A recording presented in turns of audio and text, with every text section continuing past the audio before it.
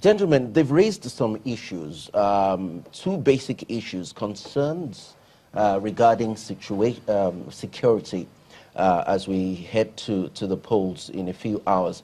And they've also talked about mix-ups of essential materials, sensitive materials, which we heard.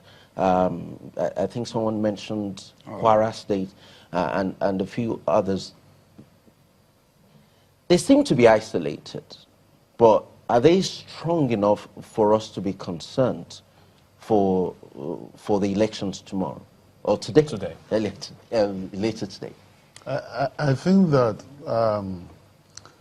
although they weren't pervasive, but they were strong enough for us to be concerned. Why? Because INEC has had an additional 1 week after the last failure. And indeed, we weren't expecting, therefore, that we should be learning about the wrong destination of certain sensitive materials, resource sheets that were meant for Kano State, for example, or some northern state being found in the southwest, and vice versa, and all that.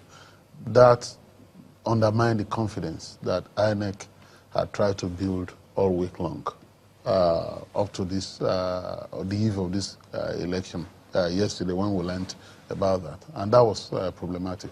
But that said, I think that INEC knew that the Nigerian people weren't going to take another failure anymore. And so wherever those resource sheets were, even if they are going to dispatch the presidential jet on request to go and fetch those resource sheets, I think that INEC would do the needful. So Nigerians should be rest assured that they will have these resource sheets in those places tomorrow. Nigerians don't want to hear that the resource sheets, today, sorry, the resource sheets weren't there. Now, on the issue of security, I think that, yes, security of our electoral process is really not in the hand of INEC. But we expect that INEC works in synergy with the security agencies to ensure that our election is well secure. And so the security agencies are giving the assurances. I think that the president's speech at his party function raised the thermometer, the political temperature. And I think that the president's latter statement also doused the tension a great deal. And so everybody believes that they will be able to go to the polls without any trepidation or apprehension that they will come to harm. I don't want to delve into the literature or the jurisprudence of what the president said, and there's been a lot of talk about that. But suffice it to say that the Electoral Act and the electoral offenses created therein do not totally displace our criminal law. So, if brigands are going to snatch ballot boxes, are going to do a lot of mischief during electioneering, actually, and they are armed with guns, that implicates the issue of firearms, illegal possession of firearms. They're going to maim and kill, that implicates the issue of attempted murder or murder. These are offenses outside the purview of the Electoral Act. And so a responsible state cannot say, we won't deal with those offenses that are being committed in the course of election. No, there is no responsible state that will say that. But I know that because a government in a democracy is constituted by a political party that is also interested in an election, once that government makes that kind of statement, people tend to see that statement as partisan and political. And then they begin to express some kind of desperation on the part of government and all that. So the precincts of election, the polling booths will not be guarded by armed security personnel. That's given. That's what the law requires. But we also expect that further afield, there will be security agents armed who will be ready to be called in to protect lives of Nigerians. Let's take this to Abuja. Nigerians do not want to be killed in the course of performing their civic responsibility. Yeah, let's exactly, Kayode. I was actually thinking about, bringing in the security expertise of General Esekaigbe over there in Abuja. Now, General Esekaigbe, Nigeria's political process appears to be in a dilemma.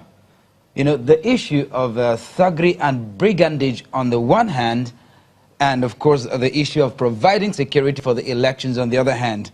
Now, if security is not heightened, then of course we have incidences of thuggery, diversion of electoral materials, brigandage and all that. And then of course the government now moves in and then says, okay, let's provide security. It then intensifies, heightens security, and then there is the accusation of what they call militarization of politics, bringing in the army, the Air Force, and of course the armed forces generally to provide support for the police, and then the accusation of militarization of elections. So how do we find a balance? Well, thank you very much. First and foremost, I would say that Nigeria should make conscious effort to grow our democracy to the extent that at a time we will not really need security agencies as a requirement for peaceful conduct of election. Be that as it may, like GT said, the Constitution is very clear on the role of the armed forces. For example, we have aid to civil authority and civil power. And in this election, don't forget that it is the INEC that asks for the military support. And the military, too, is a national asset. The military is used for escort of sensitive material to some places and also securing those materials in the places they are kept. But for the conduct of the election, the first responders are the Nigerian police. And the military are going to be doing some patrol. Like we said, if you have thugs who are armed and they are coming to cause harm or even kill Nigerians, the police, when they are overpowered, will call the military to come and assist. And the question of what the president said that is causing so much tension, and I think his two broadcasts and what the IG said today would have cleared all ambiguity surrounding it. Now, the president is the president of this country. Forget the part that is a candidate in this election. There are some high intelligence that are made available to him, and that intelligence will be shared on need-to-know basis. So, when they anticipate, the actions of some hostile elements who are desirous of causing harm in the name of snatching ballot boxes and all that, the law made provisions for how they are going to be tackled. The Nigeria military is a professional outfit, and I can assure you that any task given to them, they will do it professionally. In this case, you must make conscious effort to separate brigands who are wearing military uniform from real military men. For instance, the statement of the Chief of Army Staff of recent clearly buttressed this professional conduct of the military. And he clearly stated to the military that, look, any army officer or a soldier that get involved with civilians or politicians in the bid of continuing these offenses will be thoroughly dealt with and they will face the full consequence. Two, just 2 days ago, they opened an ops room to monitor the elections and monitor the armed forces members that will participate in the election, whichever guys, whether the INS asks them to come and secure elections, whether the INS asks them to come and provide outer corridor for safety. There are rules of engagement which they will follow. And I want to assure Nigerians that this election will be peaceful because the flashpoints have been earmarked and the professional competence of the new IG has beginning to boost the confidence of Nigerians. As a matter of fact, the arrests in Kwara and Kano has shown that they are up to the task. Where they overpowered, they will call the military to assist. Like GT, the lawyer, said, we will not use the Electoral Act to obfuscate the Constitution, because we will not fold hands and allow talks or allow politicians to use talks to maim innocent Nigerians or to scare them away from voting. So the armed forces, if they are calling, they will conduct their acts professionally in accordance with the law. So for these elections, the professionals of the military and the police will be jealously guided, and I ask INES to take seize of the matter, because any form of tardiness will make a spark than because of violence. I'm still going to stay with you. I'm still going to stay with you concerning security. And like my colleague here said, it seems that we're trying to strike a balance between ensuring that there is security, or our election process is secured, whether for the people or for the process of election operations itself. Now, a lot of people have asked for the steady incremental deployment of ICT in the conduct of our elections.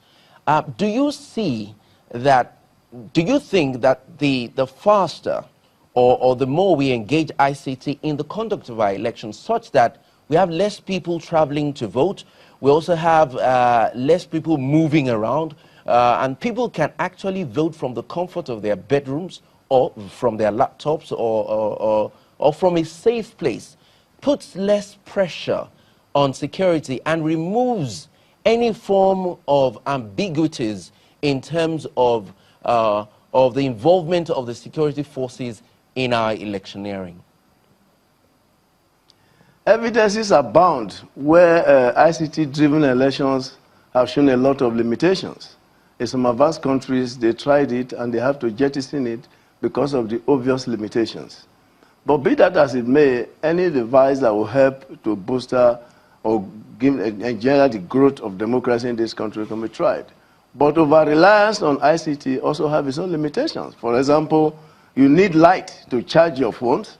In rural communities, how many of them have access to this electricity? Even in the urban areas, how many hours do you have light in a day? So that's one of the challenges of these card readers. If you have to look for generators to charge them, to make them functional at the same time, you're going to see the limit of technology. But security as it is, we need to grow our democracy by complete sensitization. Let people know that this is not a do or die matter. Let election contests be a referendum on a government that is in power. Let the government know that if they do not perform to the aspiration of the people, they are going to be voted out. So when you abide the tenets of democracy, knowing fully well that, as it were, if you do not perform, you will be voted out. No reliance on monetization of elections. And the danger there is that, like one man said earlier, that people are hungry, there is poverty, so they feel this is my own time. It is not so. Those people must also be told that you are selling the future of your children's comfort. Your children will not be able to go to school because the politician has given you 5,000 naira for this election. When he gets to the office, he's going to look for how to recoup his money. So who suffers? It's our kids that will not be able to go to school, who will not have access to clean water, and who will not have good road for the farmers to market their products. So there is need to grow our democracy to let people know what the benefits of democracy really is. So monetization, vote buying, and all those things are really not a consequence of hunger. It's a question of, look, if you do this, you are selling the future of your children. So there needs to be a conscious effort. So whether you stay in your house to vote, there still have to be security, because these politicians will look for you wherever you are. So it is not staying at home to vote or voting in the public that is the issue. People must be conscious of the fact that, yes, I will have to take the destiny in my hand to make sure my country gets the best that it deserves. For instance, tomorrow, I can assure you that there will be peaceful conduct of the elections. There will not be any security challenge that will cause a problem in the conduct of the election. But where the problem is going to come from likely is the collation of the results. And people people are being confronted with so many regulations they are not used to. How many people in this outlaw category are able to explain these complexities that surround the conduct of the election at that particular point? So when we grow our democracy, and INEC must take seize of the matter and know that, yes, you have gone to this stage, given a good preparations, not backed up by full implementation, it's going to be a crisis point. Wonderful so thoughts, we should grow our that you have democracy there. and If you take can it to hear a me, level General where we have Esekagbe. confidence in ourselves. General Esekagbe, thank you very much for your thoughts there. Actually, very enlightening perspective on the issue of security and our electioneering.